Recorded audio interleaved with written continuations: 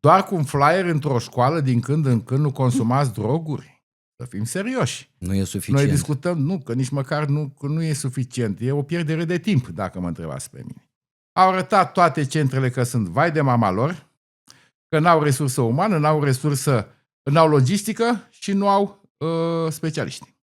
Când vorbim de antidrog, toată lumea confundă cu termenul dealer pușcărie. Părinții, înainte de a face o educație într-un anumit stil, să spunem, mai dur, trebuie să înțeleagă comunicarea cu proprii copii.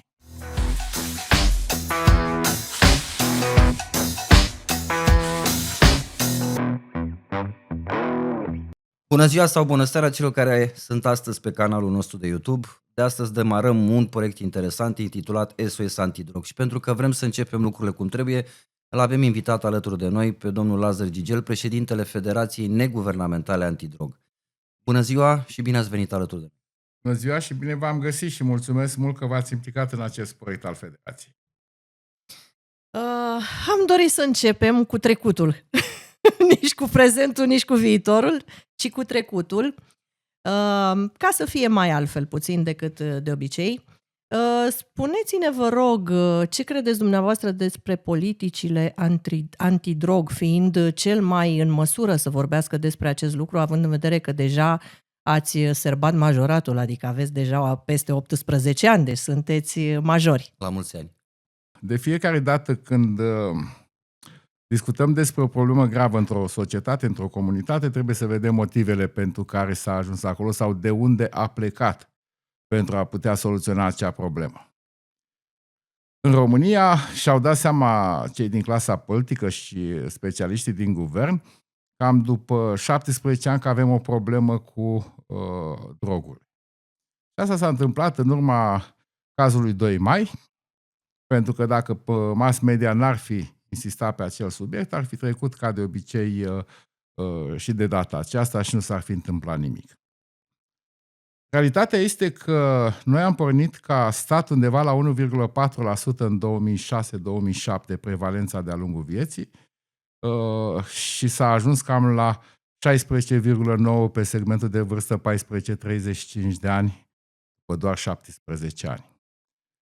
Foarte mulți spun că, domnule, e o creștere firească, că așa s-a întâmplat și în Uniunea Europeană. Nu.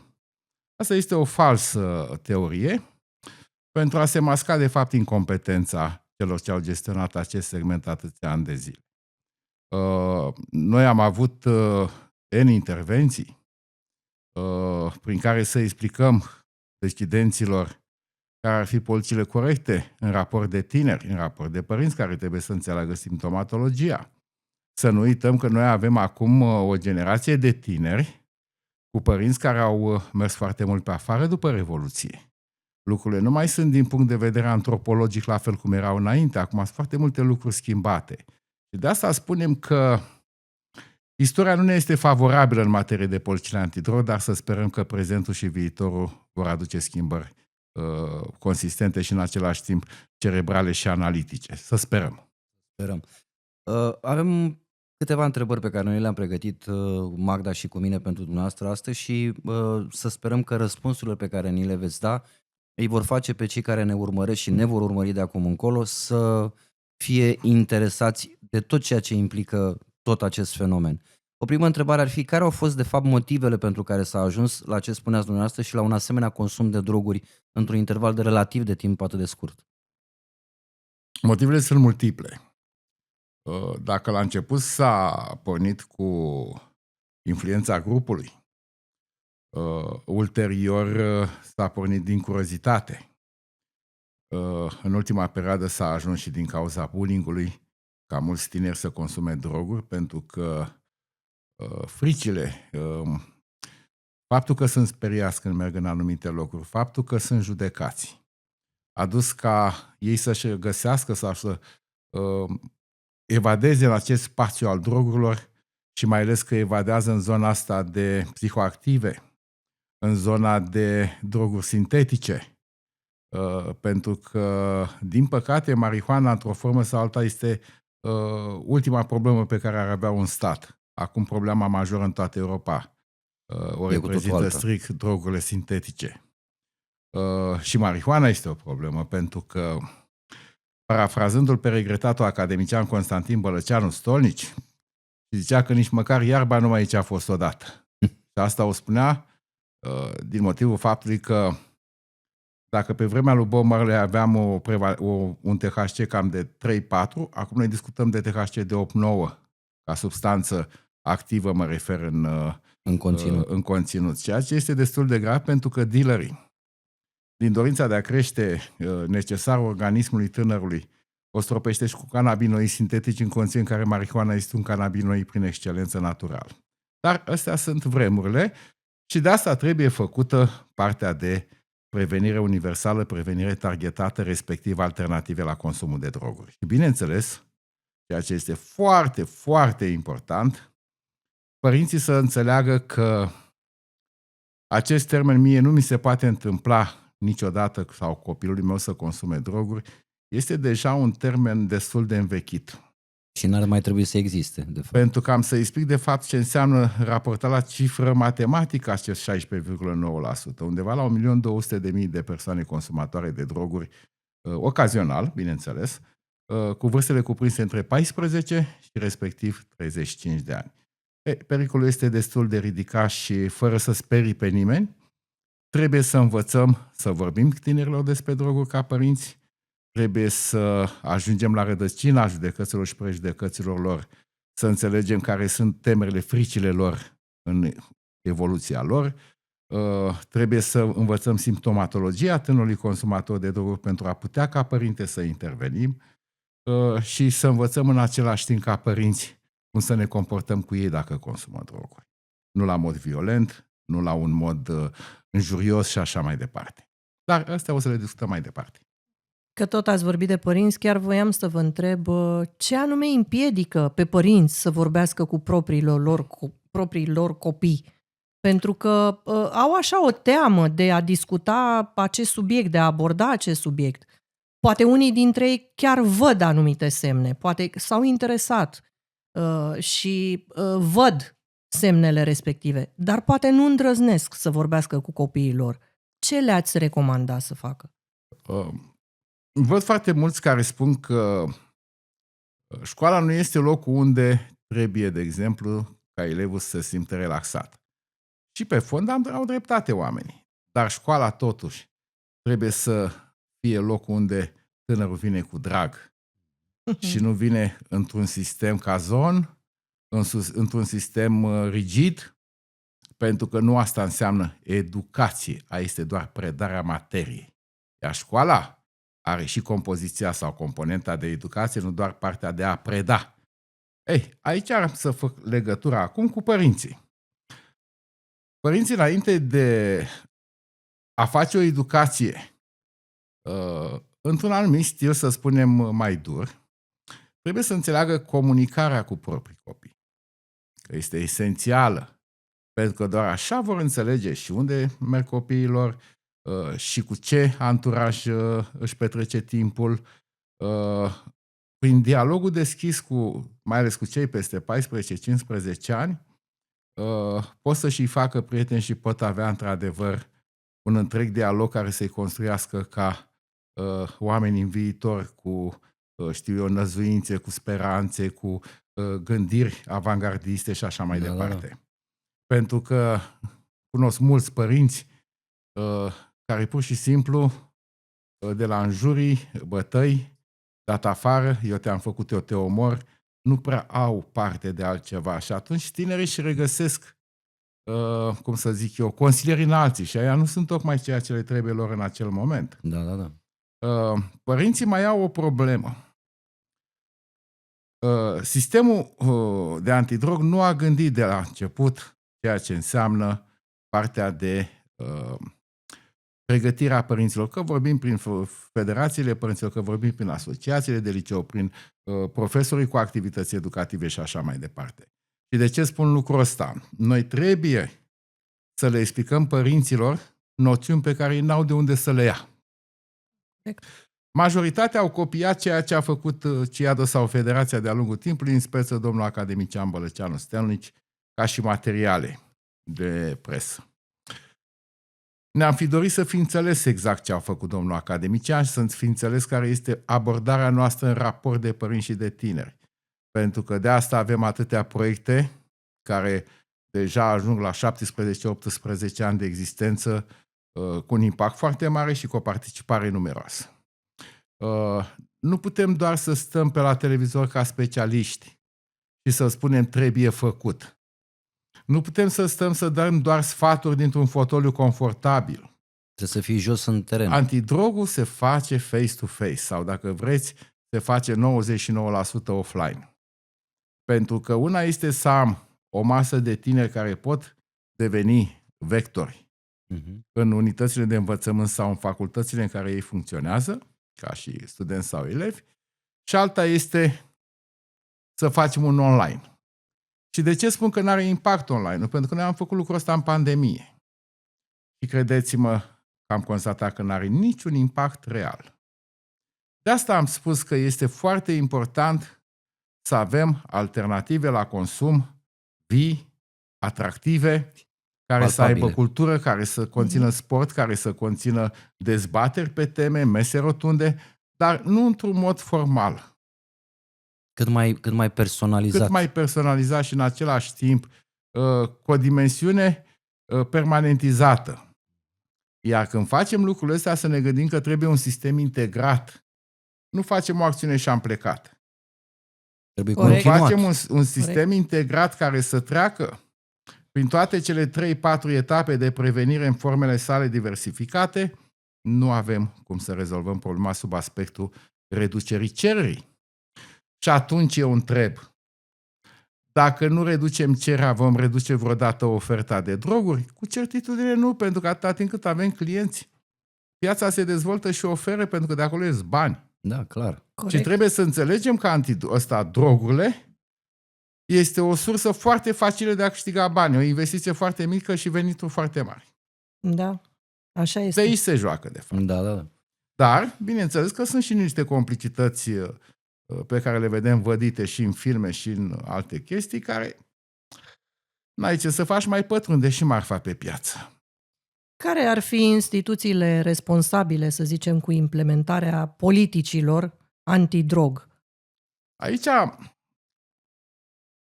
ani de zile, strategiile naționale și planurile de acțiune din România, că vorbim de cele din 2005 până în 2022, adoptate, au avut o gândire bună și fundamentul a fost foarte bun. Doar că aplicarea lor a fost total deficitară. Și am să vă dau un exemplu. Vă rog. Responsabil cu implementarea. Ministerul Educației, Ministerul, familiei, autoritățile administrației publice locale, direcțiile județene de asistență socială, tinere și așa mai departe. Vreau să vă zic că 18 ani nu a aplicat nimeni nimic. Decât într-un model așa. De hai să fie. Și de ce lucrul ăsta? Agenția Națională în teritoriu în toată această perioadă, îmi cer scuze puțin, a avut 2-3 maxim angajați pe județ. Cu ce ar putea face prevenirea la nivel de județ fără resursă umană adecvată ca număr, fără resursă financiară, fără logistică de secol 21? Doar cu un flyer într-o școală din când în când nu consumați droguri? Să fim serioși. Nu e suficient. Noi discutăm, că nici măcar nu e suficient. E o pierdere de timp, dacă mă întrebați pe mine. S-a complăcut statul în situația asta, că nu costa. Am înțeles. Ei, gândiți-vă că pe strategie și pe planul de acțiune, cei care nu aplică și nu implementează strategia și planul de acțiune nu pățesc nimic. Și atunci de ce aș face-o? Adică nu-i trage nimeni la răspundere. Absolut. Tot acest angrenaj a dus de fapt la această situație absolut de neînchipuit acum 10-12 ani. În ultimele 5 luni știm că Agenția Antidrog s-a reorganizat. Cum vedeți această reorganizare raportat la efectele pozitive în societate? Aici e o mare problemă. Teoria reorganizării agenției aparține din fericire sau din nefericire tot nouă, care am lansat în spațiu public încă din 2011 necesitatea trecerii agenției la Guvernul României și nu în cadrul Ministerului Afacerilor Interne. Viziunea noastră a fost de o complexitate majoră. Nu separarea tratamentului dus pe la Ministerul Sănătății, cum s-a făcut acum. Adică ideea următoare, ce am văzut eu din logica guvernului. Dependenții de droguri nu trebuie tratați ca infractori în cadrul Ministerului Afacerilor Interne, ca și tratament, nu știu care a fost gândirea la expresia asta. Fapt pentru care îi ducem la Ministerul Sănătății. Idee salutată de mulți, numai că nimeni asta să urmărească și al doilea curs al pasului, la psihiatrie. De ce? Pentru că există direcția de luptă antidrog și probleme mentale în cadrul Ministerului Sănătății. Păi și avem atâția specialiști Pentru că și asta vreau locuri să în spun. spitale. Și a dus în secțiile de psihiatrie, a desfințat agenția, a desfințat Centrul de Prevenire, Evaluare și Consiliere și oamenii au fost mutați, 1-2 care au mai rămas psiholog sau cei acolo contabil sau ce era, i-a mutat la spitalele de copii, județene, municipale, unde e secție de psihiatrie. Eu am văzut reacția mass media locală.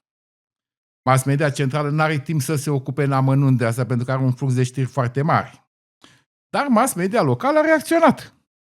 Și nu tocmai pozitiv.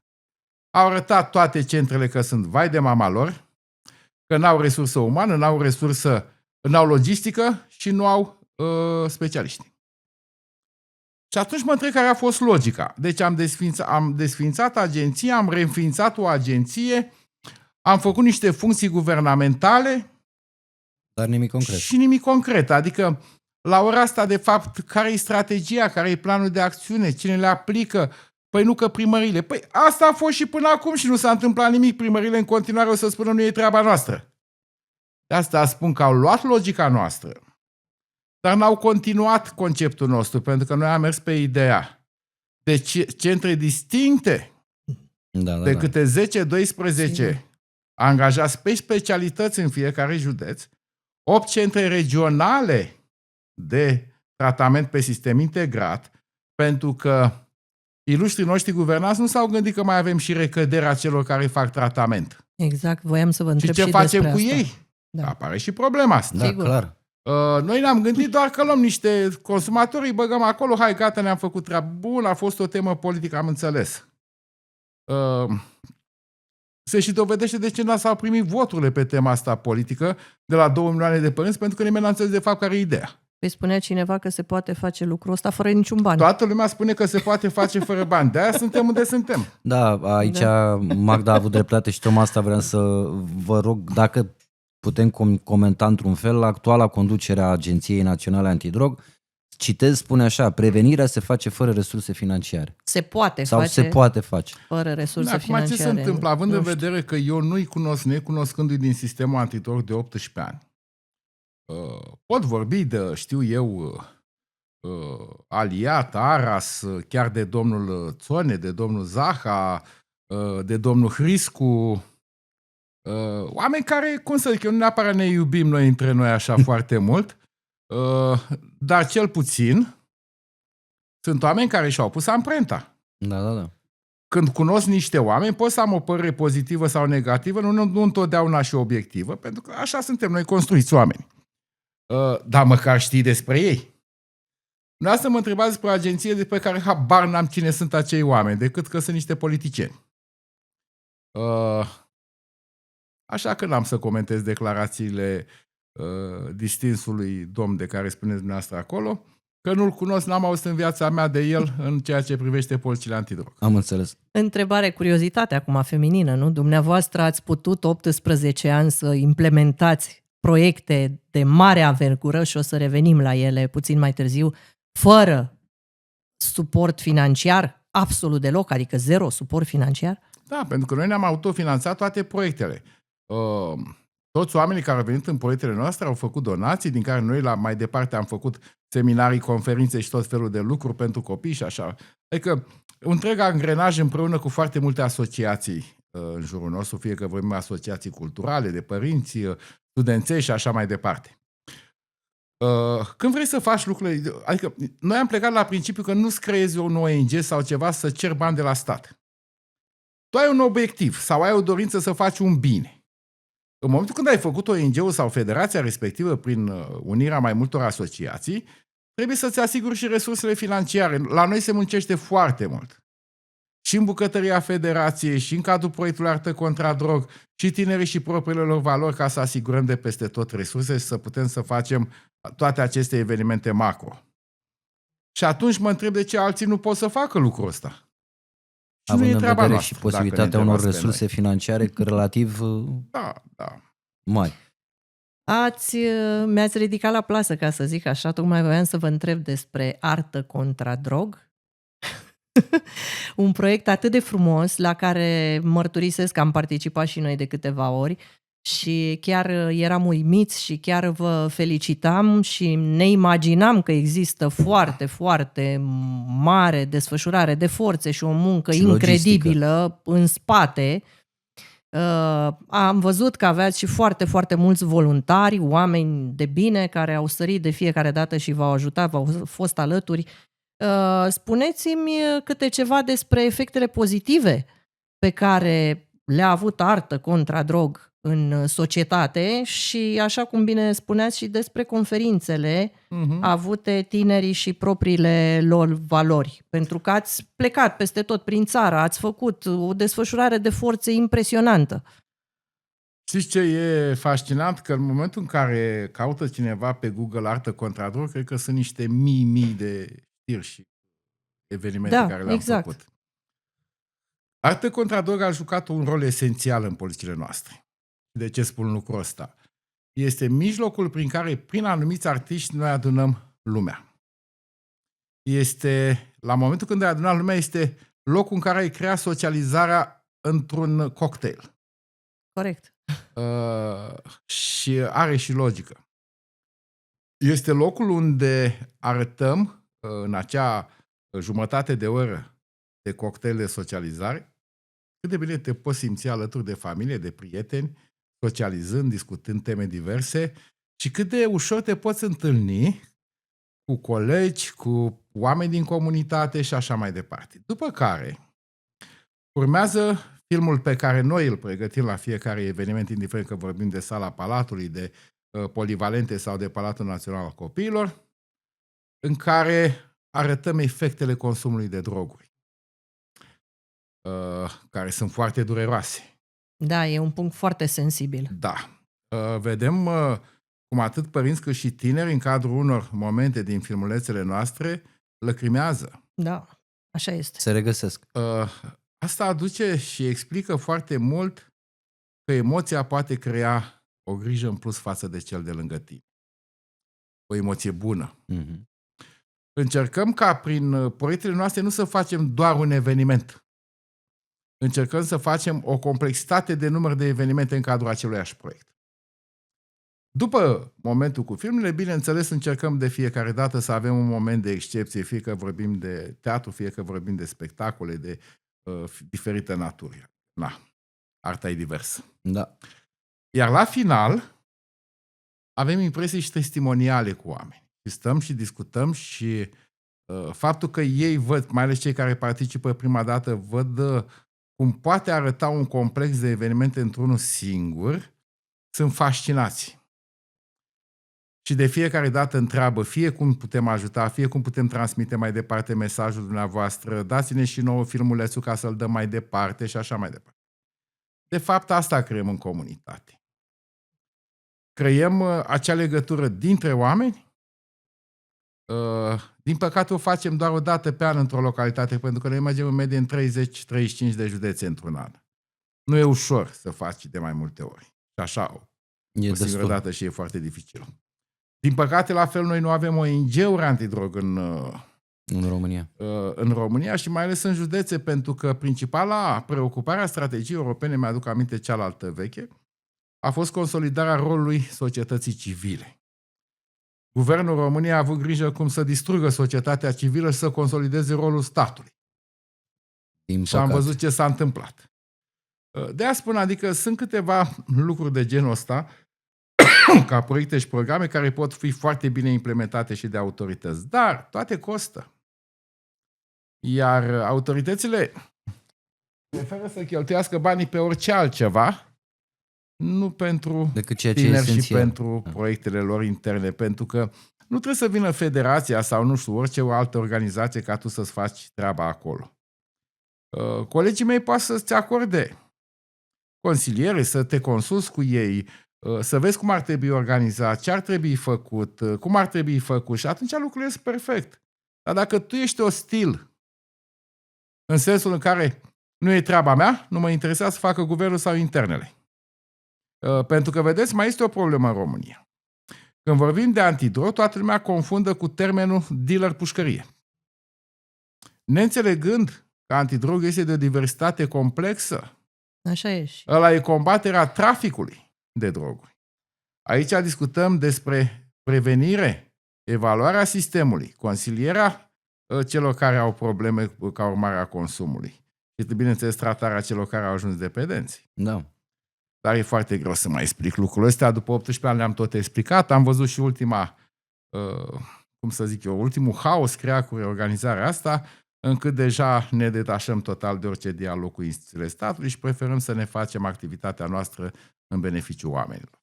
Și pentru că tot a spus că de viitoarele activități, haideți să vorbim puțin în cazul în care se poate în acest moment, care sunt programele viitoare pe care Federația Neguvernamentală Antidrog le pregătește în afară de ceea ce am discutat, mai ales pentru tine și pentru părinții acestora.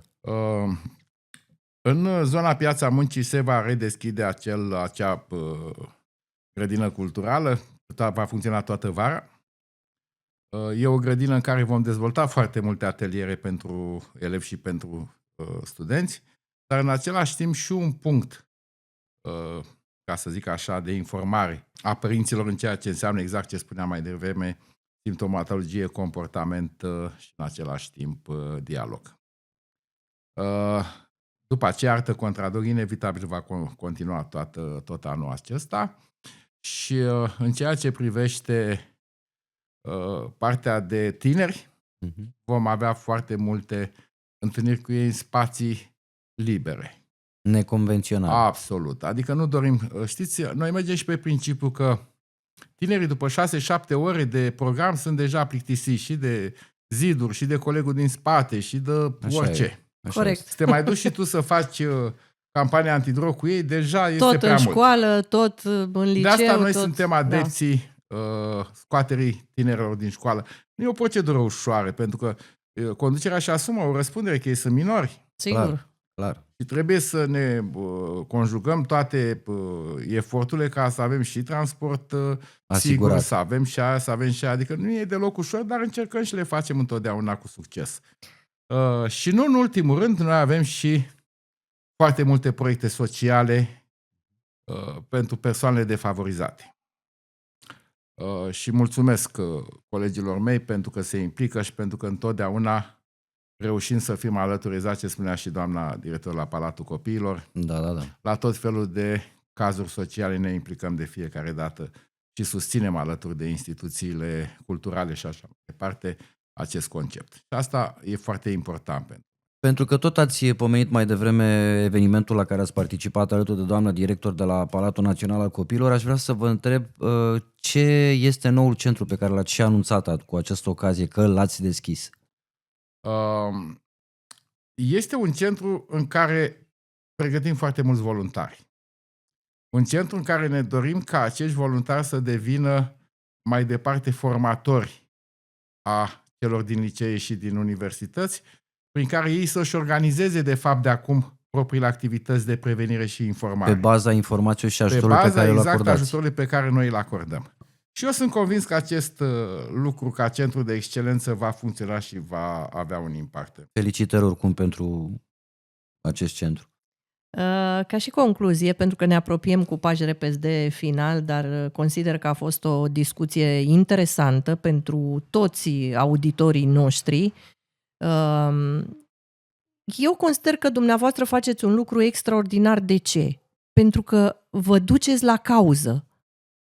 Nu luați doar efectul, uite domne, ăla consumă, ăla a devenit dependent, hai să-l aruncăm într-un spital, sau într-un centru undeva și cu asta basta, i-am pus eticheta și la revedere. Dacă scapă bine, dacă nu scapă, la revedere, bonjour și pa. Nu, dumneavoastră faceți altfel. Vă duceți la cauză și luați acel tânăr sau acea persoană care a ajuns să consume și o întrebați, vă apropiați de ea și încercați să o ajutați să porniți de la cauză. Ce s-a întâmplat? Ce gol vrei tu să umpli cu acest drog, indiferent care ar fi el? Are și o logică ceea ce facem noi, pentru că doar cunoscând cauza pentru care unii tineri au început să consume droguri, putem ajuta pe alții. Corect.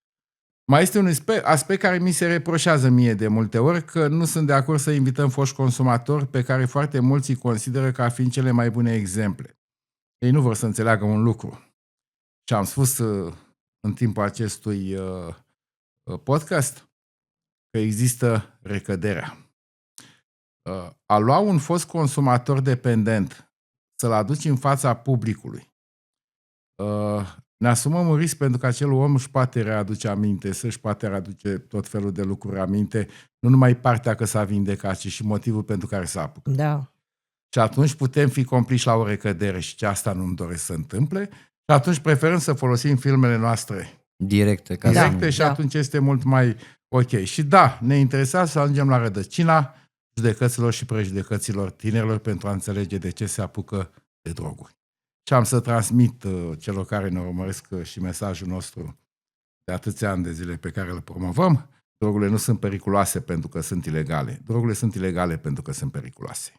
Vă mulțumim foarte tare pentru că ați participat la această primă ediție a podcastului și vrem să vă dorim la cât mai multe evenimente la fel de importante. Și sperăm ca tinerii să ne urmărească și să le facă plăcere și să învețe ceva, atât ei cât și părinților, și să aibă curaj să discute, să comunice cu proprii copii.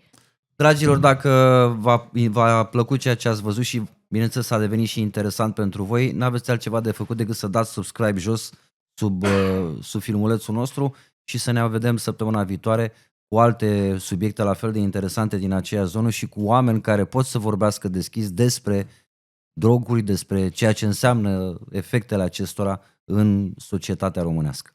Până data viitoare, vă mulțumim că ne-ați fost alături, sperăm cât mai mult posibil și să avem încă un podcast la fel de interesant și la fel de urmărit ca acesta. Eu sunt Magda.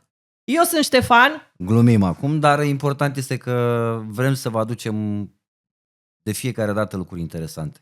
Deci eu sunt Magda. Magda Băcescu, Ștefan Apostol, iar noi vom fi cei care vă vom aduce în fața voastră diferiți specialiști, oameni care să vorbească direct despre ceea ce se întâmplă, despre cauză, despre efect și tot ceea ce implică această nebunie care sunt drogurile.